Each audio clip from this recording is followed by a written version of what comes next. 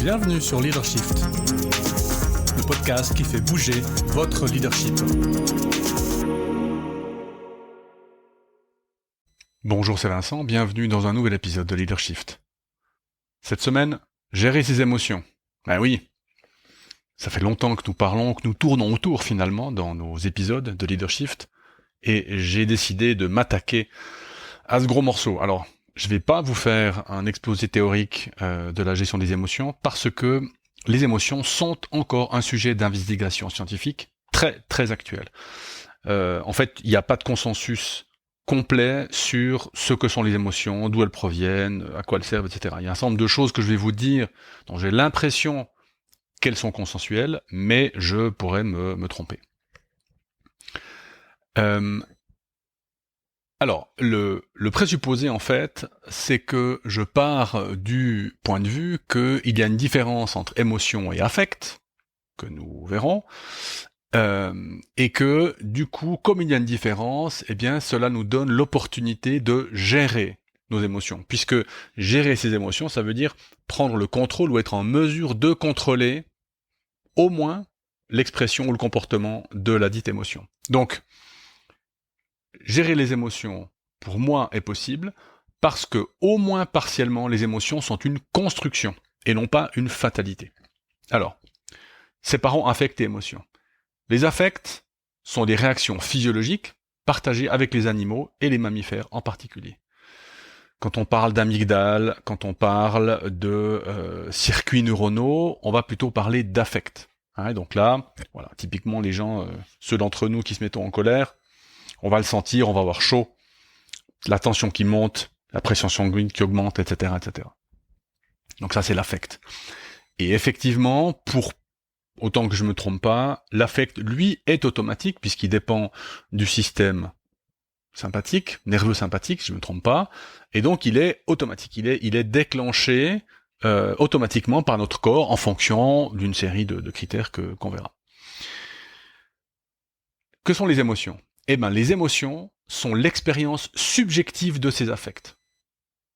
Expérience subjective de l'affect. Ça veut dire que l'affect arrive et nous sentons quelque chose. Il y a quelque chose de différent, il y a d'autres sensations qui nous viennent que nos pensées habituelles. Donc, les affects automatiques, relativement incontrôlables, mais on y viendra, c'est pas complètement vrai. Mais une fois que l'affect est là, il est là. Par contre, qu'est-ce qu'on fait avec l'émotion ? L'émotion, expérience subjective, donc construite.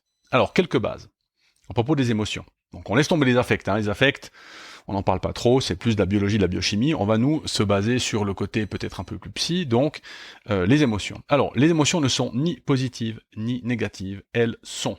Puisqu'elles ont une base physiologique, elles ne peuvent pas, par définition, être positives ou négatives. Ou alors vous considérez d'avoir un corps comme quelque chose de négatif, et dans ce cas-là, effectivement, on pourrait dire que du coup les émotions sont négatives parce qu'elles proviennent de notre corps. Mais les émotions sont reconnues comme quelque chose de ni positif ni négatif. Elles existent. Elles peuvent en revanche être agréables, on dira une émotion à valence positive, ou désagréable, à valence négative. Alors oui, une émotion peut me faire me sentir bien, souvenez-vous, expérience subjective, ou me faire me sentir mal. Elles sont, en revanche, et c'est peut-être un des points les plus importants, toujours utiles. C'est pour ça qu'on ne peut pas dire qu'une émotion, même à valence négative, une émotion désagréable, comme, je sais pas, par exemple la peur, elle est toujours utile.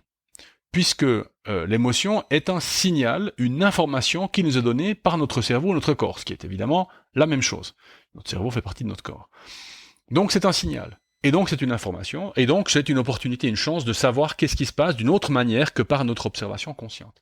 Puisque l'affect qui, entre guillemets, est je sais pas comment il faut dire, consubstantiel, il va avec, et il est complètement lié, les affects, les émotions sont complètement liés les uns aux autres,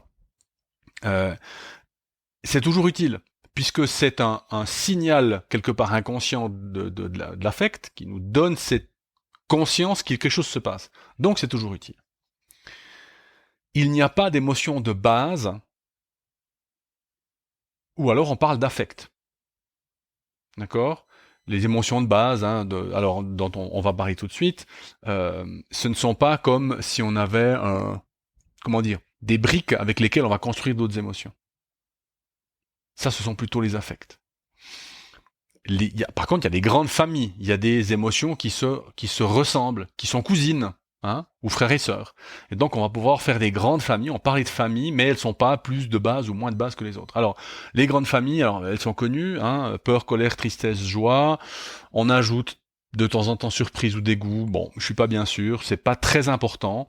Pourquoi est-ce qu'on parle de famille? Parce que on verra que certaines de ces familles sont liées aux raisons potentiellement pour lesquelles on ressent ces émotions. Donc, des familles d'émotions, peur, colère, tristesse, joie, et une chose importante pour la gestion de nos émotions, je dirais peut-être c'est le principe de base qui nous permet de nous dire que nous pouvons les gérer, mon émotion, mon problème. Alors mon émotion désagréable, hein, mon problème. Alors, je répète, mon émotion, mon problème. C'est moi qui ressens l'émotion. Ce n'est pas une universalité ressentie par tout le monde. C'est une expérience subjective. Alors, bien sûr que quand, je sais pas moi, la Suisse perd 6-1 contre le Portugal, on peut être triste. Et on va être peut-être plusieurs centaines de milliers ou quelques millions de personnes à se sentir tristes. Mais l'expérience vécue est subjective. Ce n'est pas exactement la même tristesse, qui s'exprime pas effectivement exactement de la même manière, ou ressentie avec la même intensité. Donc, mon émotion, mon problème. C'est à moi de gérer mon émotion. Oui, elle peut être déclenchée par quelque chose d'externe ou quelqu'un d'externe, mais c'est mon problème. Je me mets en colère, c'est mon problème. Je suis triste, c'est mon problème. Et en fait, c'est la seule manière de me dire que je peux résoudre mon émotion. Parce que si c'est pas mon problème, quelque part, je peux essayer de ne traiter que la source extérieure, alors que je peux travailler, on le verra, sur la partie intérieure, interne de l'émotion. Donc, résumons, les émotions sont ni positives ni négatives, elles peuvent être agréables ou désagréables, elles sont toujours utiles. Il y a des familles d'émotions qui nous aident un peu à les classer, et si nous ressentons une émotion, alors c'est de notre fait, c'est une expérience subjective. Je vous propose la chaîne de gestion des émotions suivante en 4 étapes. Reconnaître, identifier, décider, exprimer. Alors ça fait ride, c'est parce que les émotions donnent des rides. Non, c'est par hasard. J'ai écrit ces verbes, mais ça fait ride. Si vous voulez vous en souvenir comme ça, à la limite, pourquoi pas. Donc reconnaître, identifier, décider, exprimer. Alors, reconnaître. En fait, là, on est en amont. Ça veut dire que je ne sais pas si l'affect a déjà eu lieu ou pas, mais l'idée, en fait, c'est de travailler sur la perception en se connaissant, c'est-à-dire en sachant ce qui peut provoquer l'affect, donc l'émotion. C'est une manière, quelque part, peut-être, d'anticiper certaines émotions. Alors, je vous donne 3 manières que je connais, 3 manières, 3 déclencheurs émotionnels. Le premier, ce sont les croyances. Les croyances ou les valeurs, comme les gens aiment bien dire aujourd'hui, hein, j'ai mes valeurs, hein, ce sont mes valeurs. D'ailleurs, en parenthèse, c'est la fin de la démocratie, les valeurs, hein, si on y réfléchit bien. Parlez une fois avec quelqu'un qui n'est pas d'une même opinion politique que vous, la discussion se terminera par « ouais, mais c'est mes valeurs ». Point. Et s'il y a des valeurs, ça veut dire qu'on ne peut pas discuter, et si on ne peut pas discuter, ça veut dire que c'est un peu la fin de la démocratie. Mais on en parlera une autre fois. Mais en tout cas, les croyances, dans le monde professionnel, les valeurs professionnelles, sont quelque chose de récurrent. C'est quelque chose de fixe, de rigide, donc peut provoquer des décalages. Et donc, s'il y a décalage entre un état interne et une sollicitation externe, eh ben, ce décalage va provoquer une émotion. Notre corps va vous dire, gros, il y a un décalage. Donc, quelque part, travailler sur mes croyances permettrait de travailler sur mes émotions. Exemple, je crois que le patron doit être respecté, c'est une croyance, et j'ai un collaborateur qui me dit, de toute façon, les patrons, c'est tous des nuls, pour utiliser un vocabulaire sympathique. Ben, ça va me déclencher une émotion, vraisemblablement, je sais pas, de la colère ou de la tristesse, ou en tout cas une émotion par rapport à ce décalage entre ce qui vient d'extérieur et ce que je ressens à l'intérieur. Deuxième source ou déclencheur de croyance, ce sont nos déclencheurs comportementaux, voire épisode 124. Souvenez-vous, statut, certitude, autonomie, connexion et équité. Et on voit que chacun de ces déclencheurs comportementaux pourrait, disons, déclencher une famille ou plusieurs familles d'émotions. Par exemple, le statut. J'en parlais juste avant, l'exemple que j'ai donné. Donc ma valeur par rapport aux autres, je suis patron, je veux qu'on me respecte, j'ai un statut, quelqu'un qui ne me respecte pas, ça pourrait par exemple provoquer de la colère ou de la tristesse. La certitude, ma capacité à prédire ce que le futur sera pour moi. Si je n'arrive pas à prédire le futur, si je n'ai pas de certitude, alors on est plutôt dans la famille de la peur. L'autonomie, mon sens de contrôle sur ma vie, là, si je perds de l'autonomie, alors là, voilà, perte, ça peut être soit la tristesse, soit la peur de la perte, par anticipation, soit la colère d'avoir perdu. Là, on les a peut-être un petit peu toutes, en tout cas les émotions à valence négative. Tout ce qui est connexion, mon sens de sécurité par rapport aux autres, dans mes relations avec les autres, on pourrait être, par exemple, dans la famille des émotions de style tristesse, par peur par perte de cette connexion, de ces relations. Et puis enfin, l'équité, mon sens d'échange juste, pas facile à dire, et impartial avec les autres, on serait plutôt peut-être dans la colère. On dit souvent que l'injustice provoque de la colère. Donc, vous voyez comme ces 5 déclencheurs comportementaux peuvent provoquer des émotions. Et donc, si je connais mes déclencheurs comportementaux, alors en fonction des situations dans lesquelles je vais me mettre, eh bien, je pourrais, quelque part, anticiper de me sentir d'une certaine manière. Troisième manière de déclencher des émotions, des besoins non satisfaits. Alors, quelles émotions vont être déclenchées, je ne le sais pas, mais je pense que ça peut être effectivement une manière de revenir en arrière. J'ai ressenti l'émotion, quel était le besoin non satisfait. Et donc, plus je connais ces besoins, plus je peux anticiper quand ils ne seront pas satisfaits, donc quand je peux ressentir une émotion. Donc, travailler sur la perception, se connaître pour mieux reconnaître ses émotions, étape 1. Étape 2, identifier, nommer, travailler sur l'identification, c'est simplement développer son vocabulaire émotionnel.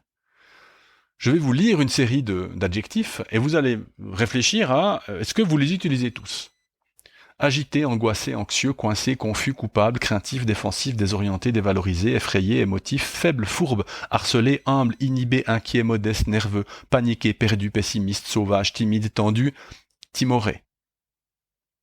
On est dans la famille de la peur, de la peur. Vous voyez que, plutôt que de dire j'ai peur, si je dis j'ai peur, j'ai un seul vocabulaire, un seul mot qui peut recouvrir une multitude d'expériences subjectives différentes, avec des intensités différentes. Ce serait dommage d'utiliser le même mot, parce que j'utilise le même mot tout le temps, c'est-à-dire que j'aurai peut-être un comportement qui va correspondre à un mot. Si je dis je suis modeste, ou bien je suis anxieux, ou bien je suis pessimiste, voilà, tout ça va recouvrir des nuances différentes, donc nous aider aussi à avoir des comportements différents. Deuxième famille. Abattu, apathique, blessé, découragé, dégoûté, déprimé, délaissé, désespéré, désolé, détaché, embarrassé, ennuyé, fatigué, honteux, humilié, inintéressant, isolé, laid, naïf, mal à l'aise, malheureux, négatif, négligé, nostalgique, rejeté, triste, vaincu, vide. On est dans le domaine de la famille de la tristesse. Pareil, plus j'ai de vocabulaire différent, plus j'ai de chances d'avoir un comportement différent. Et enfin, le meilleur pour le dernier, la colère. Agacé, amer, contrarié, critique, détesté, dur, énervé, envieux, excité, frustré, furieux, hostile, insatisfait, irrité, mécontent, mesquin, rancunier, râleur, renfrogné, révolté, trompé. Évidemment, il en manque dans toutes ces familles. Mais c'est pour vous indiquer la richesse possible de ce vocabulaire émotionnel. Donc, n'hésitez pas à l'utiliser. Donc, deuxième étape, travailler sur l'identification, le nommage de l'émotion. Troisième étape, travailler sur la décision. Contrôler la proportion d'émotions qui sort ou qui reste. Qu'est-ce que je laisse passer ? Donc, j'ai senti l'émotion venir. D'accord ? Je l'ai perçue. Je l'ai nommée. Je me sens timide. Qu'est-ce que je laisse passer ? Qu'est-ce que j'exprime ? Pourquoi ? En sachant que ce que je garde est une dette envers moi que je dois solder à un moment donné. Je dois solder les comptes. Si je prends trop sur moi, comme on dit souvent, ça déclenche potentiellement des réactions de stress, donc d'accumulation, et donc on sait que l'accumulation n'est pas bonne. Donc je travaille sur la décision, en particulier dans le monde professionnel. Il y a certaines fois où je vais devoir garder au moins une partie de cette émotion. Je dois pouvoir la solder à un moment donné. Et donc, ce que je ne garde pas, étape 4, je l'exprime. Donc on va travailler sur l'expression, donc contrôler la direction et l'intensité de la communication. Alors la direction, c'est à qui est-ce que j'exprime l'émotion, en sachant que la personne qui est en face de nous n'est pas nécessairement la personne qui finalement est responsable. Alors, les responsables de l'émotion, c'est moi, mais qui est responsable, disons, de la condition dans laquelle mon émotion va s'exprimer. Et puis ensuite, c'est l'intensité. J'utilise souvent l'image du vent du boulet. Un collaborateur, un collègue peut avoir à sentir le vent du boulet pour s'apercevoir de la réaction qu'il a créée en moi. La réaction qu'il a créée, ou en tout cas qu'il a aidé à créer, ou qu'il a aidé à susciter. Et donc, permettre une discussion, un échange sur, qu'est-ce qui fait que, comment est-ce qu'il est possible que. Donc, direction, à qui est-ce que j'exprime l'émotion, et intensité, le vent du boulet, une petite brise, ou plutôt un ouragan. En sachant que dans le monde professionnel, même si nous n'avons pas finalement le droit, socialement peu accepté, par exemple, d'exploser de rage, je pense qu'il est possible pour nous d'utiliser un mot comme « je suis révolté ». Je suis révolté par ton comportement. Et je pense que la personne, en entendant ce mot-là, ça va donner une certaine intensité par rapport à ton comportement m'énerve, ou je suis énervé par ton comportement, plutôt. Vous voyez, comme finalement, en plus avec le non-verbal, que je peux pas vous faire, ou pas complètement, on a vraiment l'occasion d'exprimer une certaine intensité de l'émotion. Et ça, je pense que c'est très très utile de le faire dans le monde professionnel. Donc voilà nos 4 étapes. Donc 4 étapes même d'ailleurs, reconnaître, identifier, décider, exprimer. Alors il y aurait encore beaucoup de choses à dire sur la gestion des émotions, mais c'est déjà la fin de cet épisode. Et donc je me réjouis de retrouver la semaine prochaine. À bientôt. Ciao.